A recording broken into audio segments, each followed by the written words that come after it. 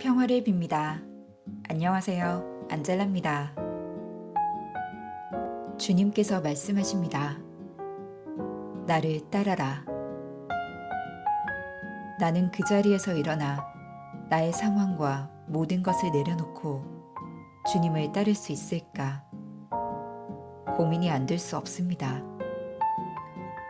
아직도 욕심이 많기 때문이죠. 하지만 주님만을 따르는 길이 영원한 생명을 얻는 것임을 머리로는 분명히 압니다. 주님을 생각으로만 모시지 말고 말씀을 통해 내 안에 주님으로 가득 채우길 노력해야겠습니다. 그리고 오늘은 한 해의 마지막 날이죠. 나에 대한 생각을 정리정돈하고 오직 주님을 모시기 위해 준비해 봅시다.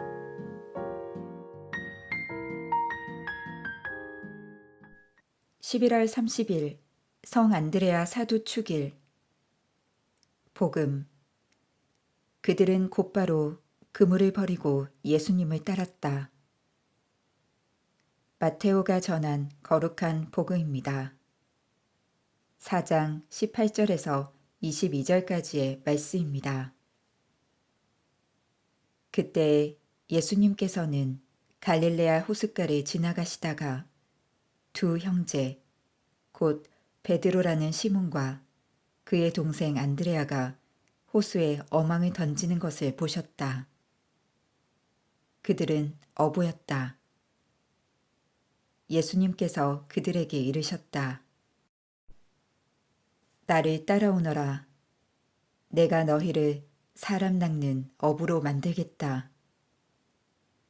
그러자 그들은 곧바로 그물을 버리고 예수님을 따랐다.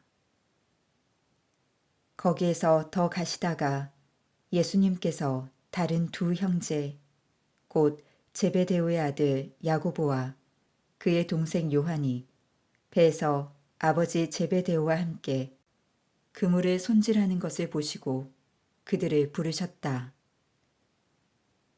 그들은 곧바로 배와 아버지를 버려두고 그분을 따랐다. 주님의 말씀입니다. 오늘의 묵상. 안드레아는 베드로의 동생으로 어부였다가 예수님의 부르심을 받고 형 베드로와 함께 예수님의 제자가 된 인물로 알려져 있습니다. 그런데 요한복음은 조금 다른 이야기를 전합니다.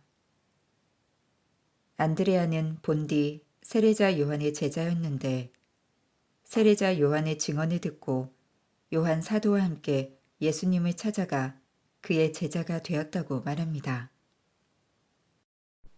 그러고 나서 베드로에게 예수님을 전한 인물이 안드레아입니다.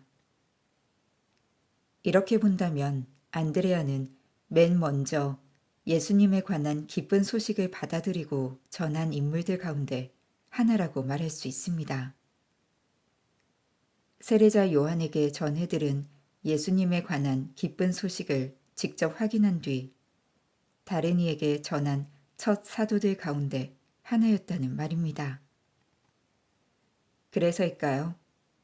오늘 성 안드레아 사도 축일을 맞아 제1독서에서 바오로 사도는 이렇게 이야기합니다. 믿음은 들음에서 오고 들음은 그리스도의 말씀으로 이루어집니다. 물론 듣는다고 해서 모두에게 믿음이 주어지는 것은 아닙니다. 이 점은 예수님에 관한 복음을 들었던 많은 이들 가운데 정말 소수의 사람만이 예수님을 믿고 받아들였음을 보면 알 수 있습니다. 또 믿음을 얻게 됐다고 해서 누구나 죽을 때까지 그 믿음을 충성스럽게 지켜내는 것은 아닙니다. 예수님에 관한 기쁜 소식을 전하던 안드레아 성인도 예수님의 십자가 아래선 그분을 버리고 도망쳤습니다.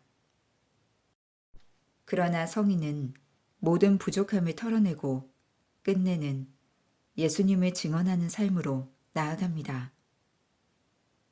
이렇게 보니 어떤 이가 믿는지 믿지 않는지는 그 인생의 마지막 날을 보아야 비로소 알 수 있나 봅니다. 성인은 어느 날 그리스 땅 펠레폰네소스 반도 북서쪽에 있는 파트라스에서 X자형 십자가에 못 박혀 순교했다고 전합니다. 그들은 곧바로 배와 아버지를 버려두고 그분을 따랐다. 그들은 곧바로 배와 아버지를 버려두고 그분을 따랐다. 그들은 곧바로 배와 아버지를 버려두고 그분을 따랐다.